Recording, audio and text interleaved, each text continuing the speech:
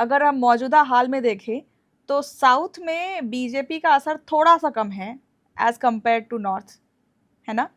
और साउथ में पॉपुलेशन भी कंट्रोल्ड है, नॉर्थ में ज़्यादा है, यूपी में ज़्यादा है। क्या इस वजह से भी ये डिलिमिटेशन को रोका जा रहा है कि कहीं इन्फ्लुएंस जो है वो उधर ना पड़ जाए?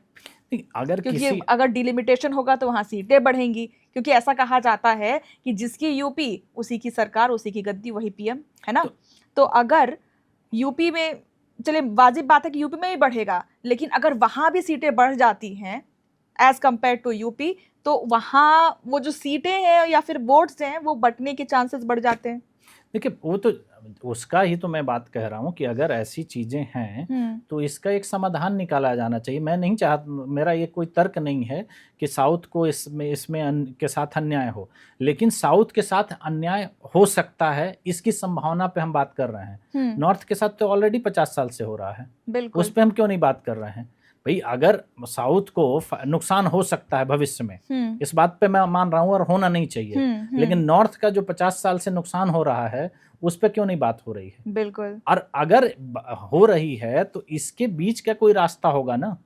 ऐसा तो है नहीं कि इसके बीच का कोई रास्ता नहीं निकाला जा सकता जी है। जी। उसके बीच का आप रास्ता निकाल सकते हैं, उसके लिए आप उसके जितने स्टेक होल्डर हैं उनके साथ आप बैठिए, उस पर चर्चा करिए, आम जनता की उसमें राय ली जाए। तो इसके लिए तो जब तक आप प्रक्रिया में नहीं आएंगे, प्रक्रिया शुरू नहीं होगी, उस पर लोगों की राय नहीं ली जाएगी, तब तक कैसे माना जाएगा?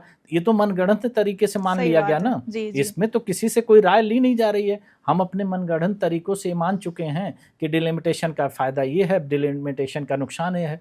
आप ये एग्जाम्पल पे देखिए कि भारत 76 के बाद में क्या बदला है भारत में, ऐसा हमने क्या हासिल कर लिया डिलिमिटेशन पर रोक लगा के?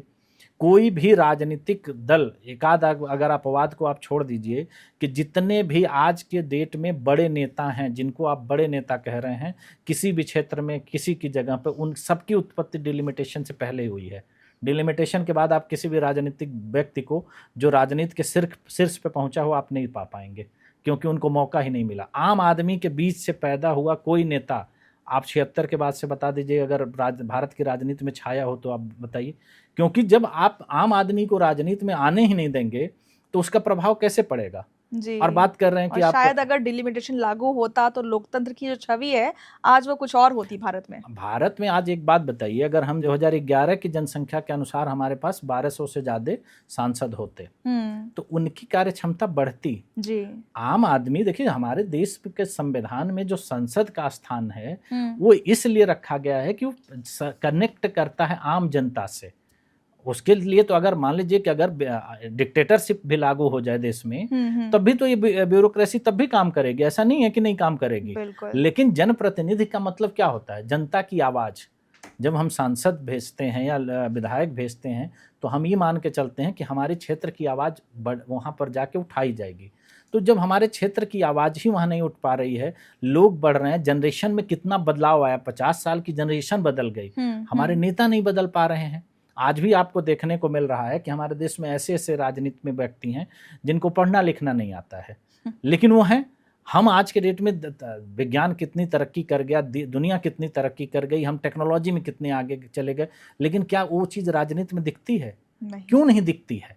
जबकि उसका स्थान सबसे ऊपर दिया गया है। वो कानून बनाते हैं, और जिस कानून को पूरे देश को मानना होता है, पूरे देश की विदेश नीति वही निर्धारित करते हैं, आर्थिक नीति वही निर्धारित करते हैं, सारा निर्धारण वहीं से किया जाता है।